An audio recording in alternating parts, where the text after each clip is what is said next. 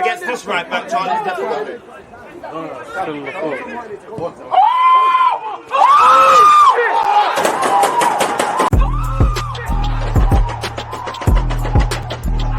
Because you always use that active red line defending. I think it's like.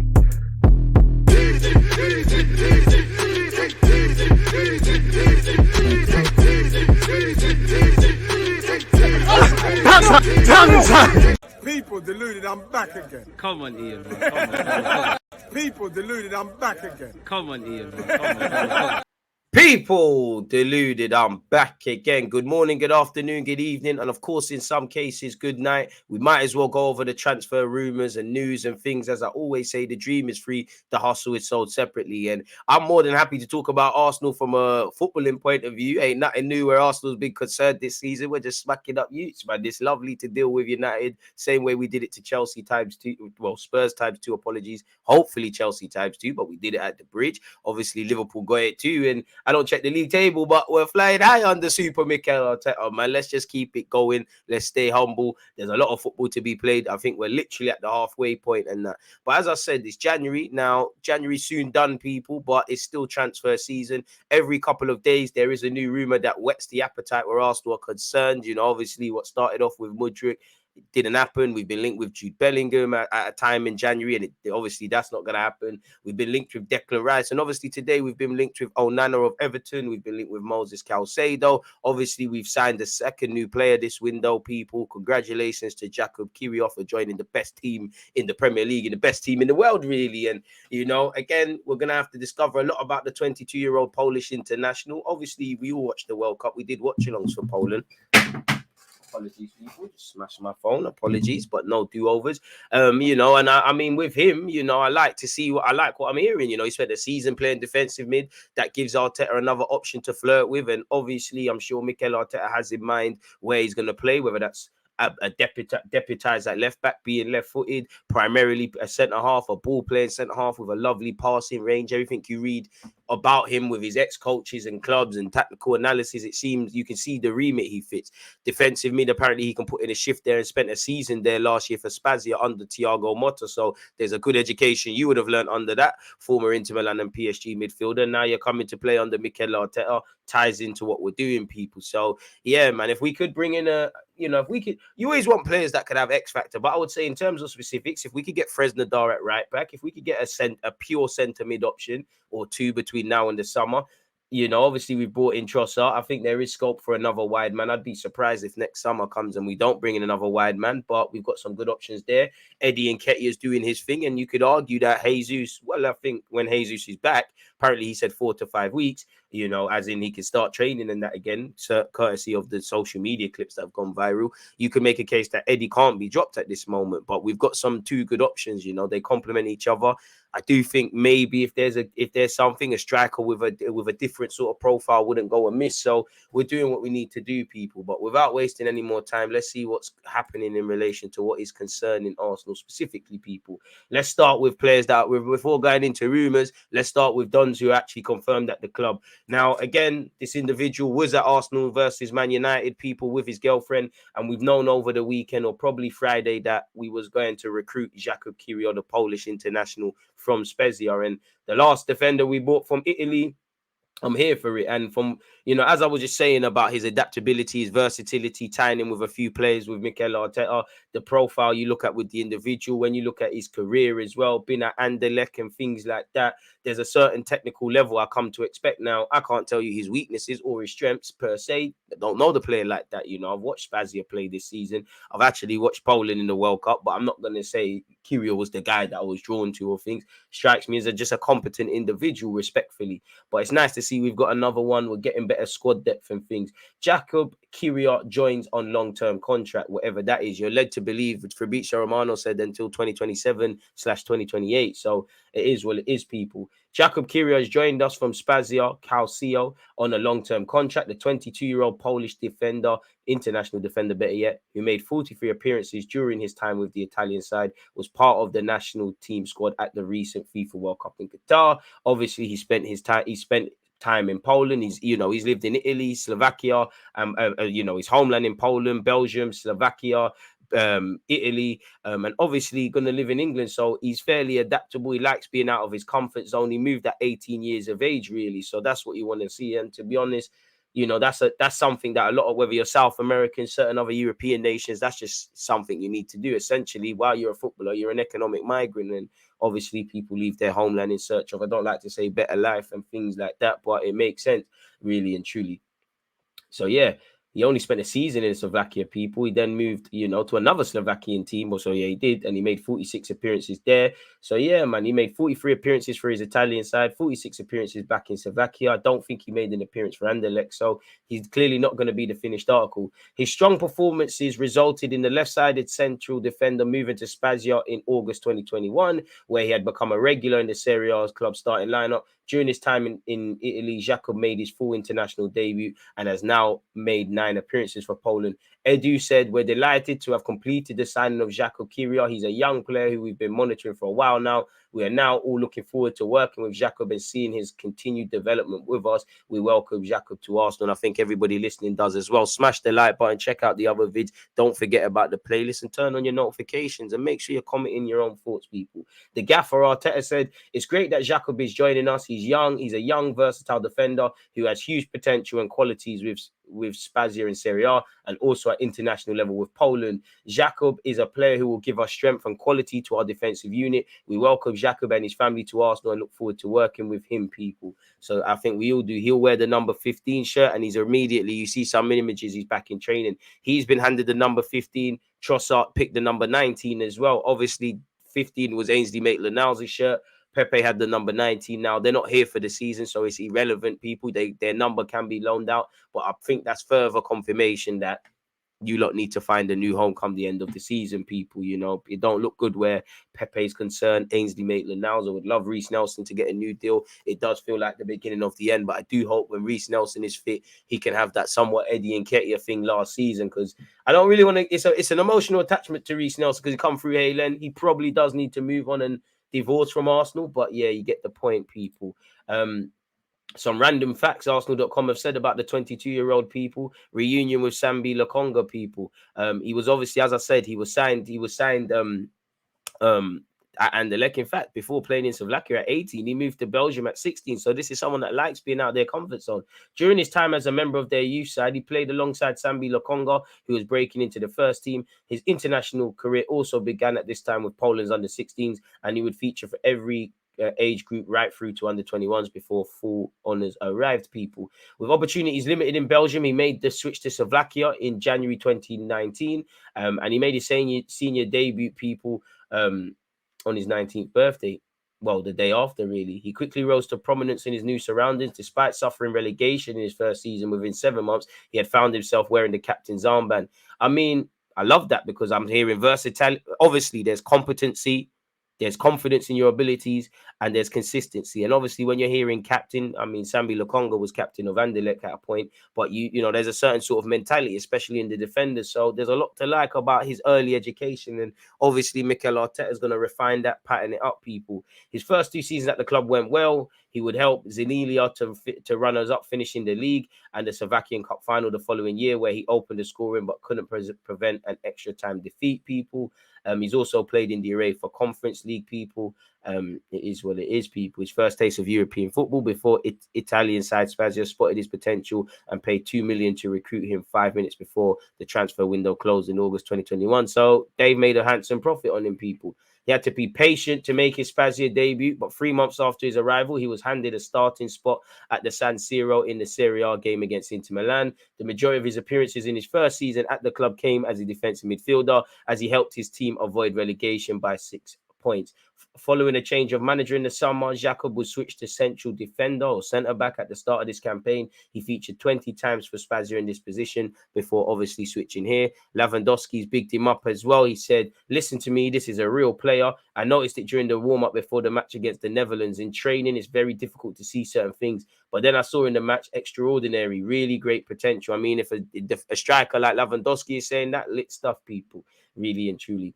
After impressing in many of his appearances for Poland, Jakub was a surefire pick for their World Cup squad, despite only winning 5 caps before the tournament. He was named alongside former Gunners Wojciech Szczesny and Christian Bielik in the 26-man squad that headed into Qatar. He would play every minute of their campaign, which brought clean sheets in their opening 2 games against Mexico and Saudi Arabia. Despite a loss to Argentina in the final group stage game, the 22-year-old helped Poland reach the last 16 for the first time in 36 years before they were defeated by finalist France. So big him up for what he's doing, and he's delighted at wearing our red and white, people. The man himself said, "When I saw my name on the Arsenal shirt for the first time, I just laughed. I was so happy to see my name on the shirt for such a huge club. For me, it's an incredibly happy moment and the pinnacle to play for such a big club.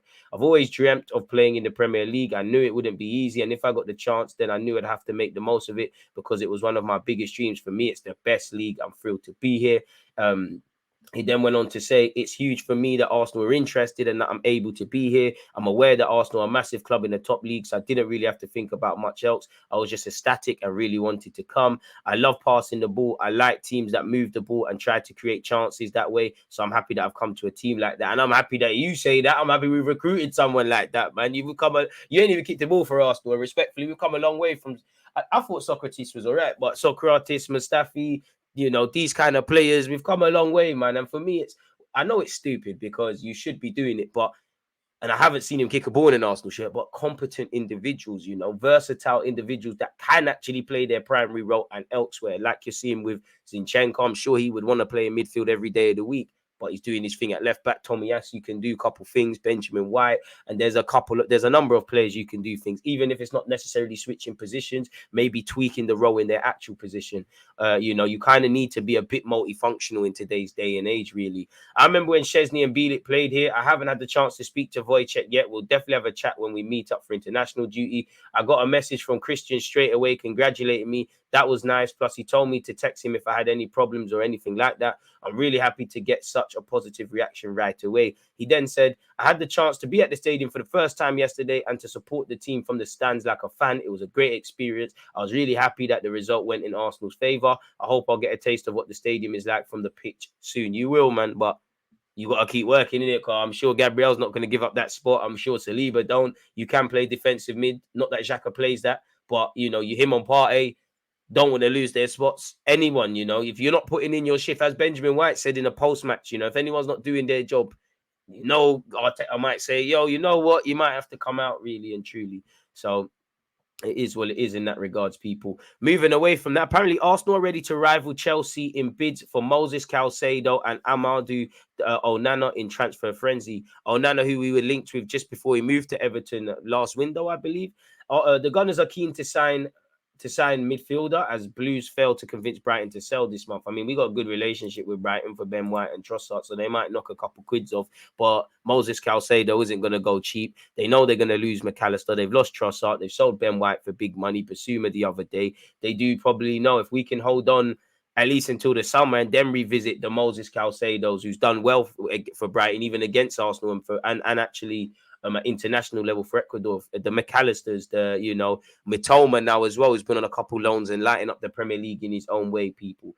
But for what it's worth, Arsenal could rival Chelsea for Brighton midfielder Moisés Caicedo in the summer after the Blues failed to agree a deal for the 21-year-old. I don't know, man. I don't know about rivaling Chelsea and things like that.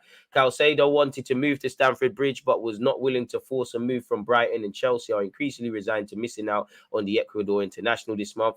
Arsenal want to sign a midfielder for next season, with West Ham captain Declan Rice emerging as one of their top targets, as we've seen and gone over yesterday as well. There's a growing expectation that Rice will leave West Ham this summer, and the 24-year-old is thought to be keen on a move to the Emirates Stadium to play under Mikel Arteta. But Arsenal are identifying alternative options, with Caicedo and Everton midfielder Onana also under consideration. I mean, this comes 24 hours after apparently Onana wants to leave because Lampard's lost his job. I don't know any of that, people. Chelsea are also set to reopen talks for Enzo Fernandez, but could revisit a move for Caicedo at the end of the season, people. Chelsea have bidded 2 bids over 55 million and they've been rejected. So that kind of, Declan Rice is going to cost a lot more, but that's an eye opener into what Brighton might want.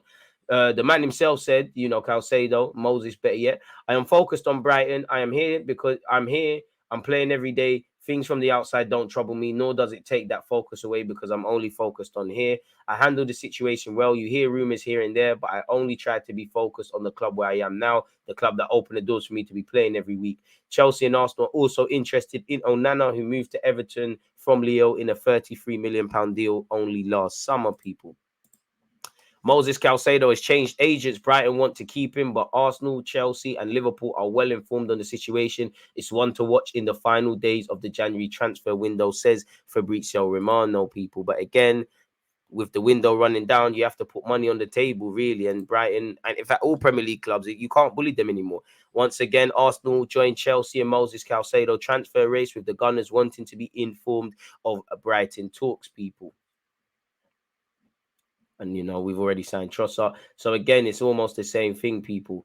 Official Moisés Caicedo has picked Football Division as new agents. It's now confirmed by agency statement. One to watch in the final days of the January window. Brighton want to keep him, but Chelsea, Liverpool, and Arsenal are well informed on Caicedo's situation. I mean, 21 years of age, so he fits the dynamic. He's a midfielder and a good midfielder. So I don't, you know, you should have Onana, Caicedo, Declan Rice, maybe some random Don from another league. You should have a variety of targets, really and truly, people. So it is what it is, man. And they're going to make handsome profit. Also sold Cucurella for a handsome fee as well, people. Caicedo only cost them 5 million. So it pays to be good in terms of scouting. When I first became aware of Caicedo, it was because they, you know, Brighton and Man United were linked with him. And, you know, I actually thought Man United would get it done because of, you know, Antonio Valencia, fellow Ecuadorian, could have helped them out. But I guess the project Brighton are doing, the less pressure, the more game time, it makes more sense to join Brighton as an intermediate step, respectfully to Brighton.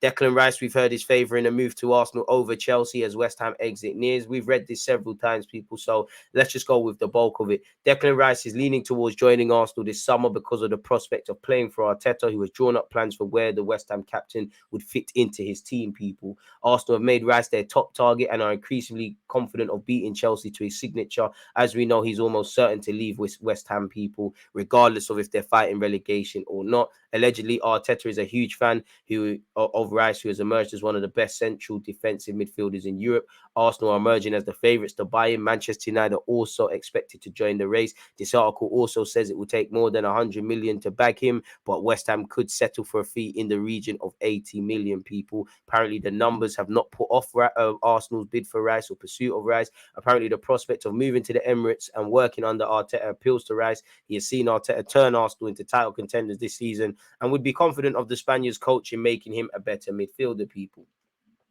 The addition of a central midfielder this summer will be priority for Arsenal, who host Man United on Sunday. We beat them, sizzled them.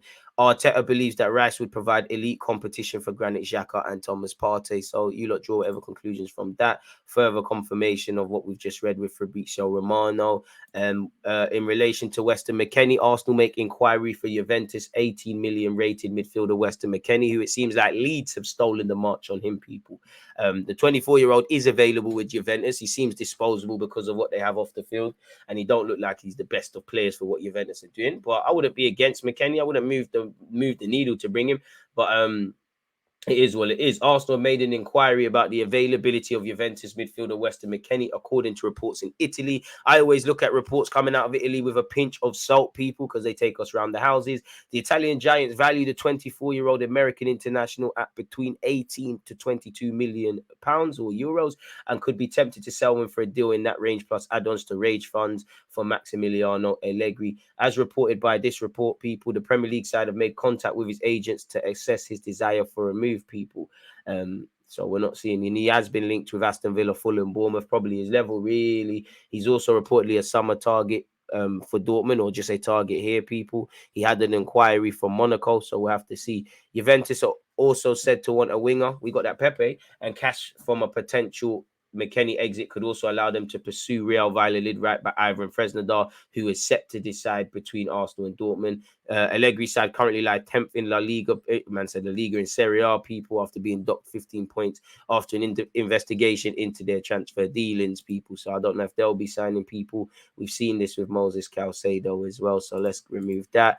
Again, apparently, according to Dean Jones, Arsenal are concerned about injury problems in midfield. There's a concern at Arsenal, and there has been since the start of the season. What if we end up with the absence of a central midfielder? Well, I wouldn't have any sympathy. I've got great sympathy for Mikel Arteta and everybody connected to Arsenal, but injuries are not isolated to us. In the same way you knew that if anything happened to Jesus, Eddie, rightly or wrongly, could step in. I hope the same could be done in midfield. But if we haven't brought in like-for-like options, God forbid, if something happens to Xhaka or Partey, I don't have sympathy. I have sympathy for the fans. I don't really have sympathy for the technical director or Arteta or anybody connected to that, because injuries are not isolated to Arsenal. If you're a chef, you might cut your hand trying to cut an onion or something. Football players get injured or have suspensions or loss of form or whatever. God forbid, go through personal problems which might lead to them not being part of the team. But there's been times when it's happened and it hasn't been ideal for them, but they ultimately got through it and they're still top of the league. They would like the right fit. Again, they're not going to just go and sign someone just for the sake of it, and we don't advocate for that. But saying that, indirectly, Kiwior can play defensive mid. He gives us an option, but between putting him in there, between maybe reworking the system slightly with the Odegaards, the Zinchenkos, the Smith-Rowes, the Fabio Vieiras, and having a bit more pure eights in the roles, and obviously with El Nene, if we don't bring in someone, it can't be done. We tried to get Douglas Luiz, Telemans, Danilo. We're looking at Moisés Caicedo, Onana, all of the Declan Rice, but none of these guys are at the club, so we have to work with what we've got. And worst case scenario, Mikel Arteta is a smart man. He must have known in-house what he's going to want to do, kind of like when we went to Wolves away with Fabio Vieira and Odegaard together, if memory serves me right. And we saw kind of in the summer how variables shift, and we was going for a winger.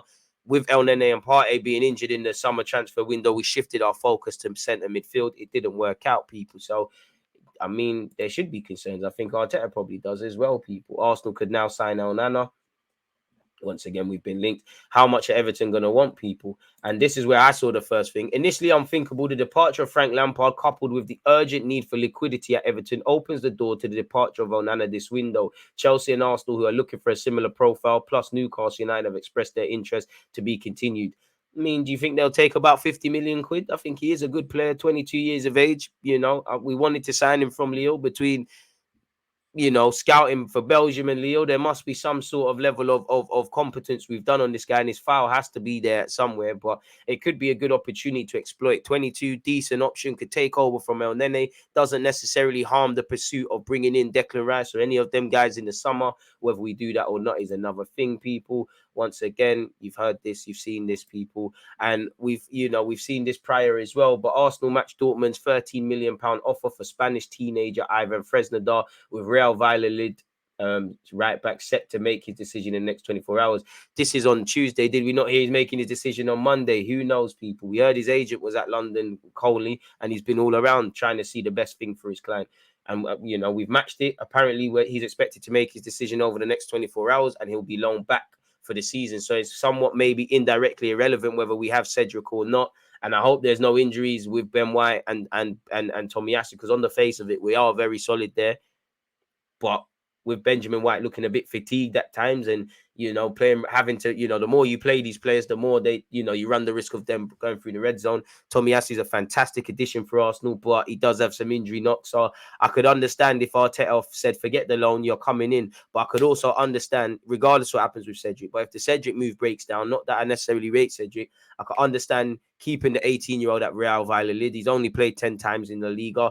Don't mess up his pathway and them things there. Let him play as many games as he can. Let him do what he needs to do. Grow in importance, grow in confidence, learn the competence of his role, and then next summer do our thing, because minutes are currency. I would love him to just sign for Arsenal now, work with Mikel Arteta and things like that. But I don't know how many games the young 18-year-old is going to play ahead of Tomiyasu or Benjamin White, as we're pursuing Champions League football as a minimum, going as far as we can in the FA Cup and the Europa League. Maybe some Arsenal fans will dream above that. The dream is free. The hustle is sold separately, people.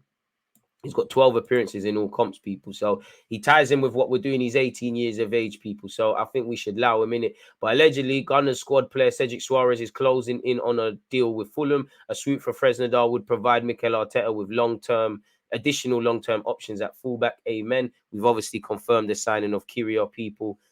So yeah, people, it is what it is. We're moving. Yesterday, apparently, we offered to pay Martin Zubamendi's £52.5 million transfer release clause, but he wants to stay at Sociedad, people. As we've seen, he signed a 5-year deal in October. He did not raise his release clause to 79 million, so that makes it a bit easier. I think the one consistency you've seen in the last 24 hours is we've been linked with different centre mids, whether it's Onana, McKennie, Zubamendi, where obviously Arteta is Spanish. This is someone that's been linked as the next Busquets. We do need long-termism where the middle of the park, as opposed to Xhaka and Partey, is concerned. Not saying we should do rid of them. He's been linked with Man United and Barcelona to the point where Xavi prefers him to Ruben Neves, allegedly. I want either one, really. Bring them in. If he is anything like Busquets, bring him in, really and truly. So we'll have to see how that one develops, people. I think his choice would be Barcelona, but I don't know him from Larry, people, to be making that. Big up. Speaking of centre mids, talking about ones that are at the club, Xhaka's been crowned Switzerland's Player of the Year. Big him up for that for 2022. Had a great year for club and country. Midfielder, people. Simple business. Let's see what the transfer news on goal.com is saying regarding Arsenal as well, folks. Let's spin that. Apparently Arsenal are keeping tabs on PSG, youngster who? Well, that's a bit awkward.